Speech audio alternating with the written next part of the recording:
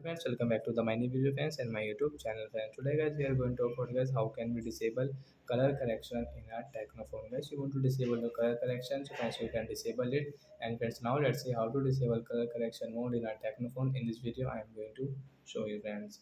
So before starting video friends, first of all go and subscribe the channel, click the bell icon, like my video. So friends, first of all open your phone setting to disable your color correction mode setting. Then guys scroll it.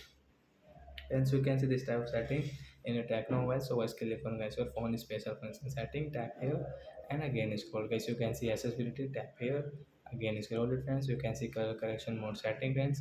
You can see this setting. So, friends, you can read your about color correction. You want to disable, so as you can disable from here. Then, guys, your skin color will normal, guys. You can check.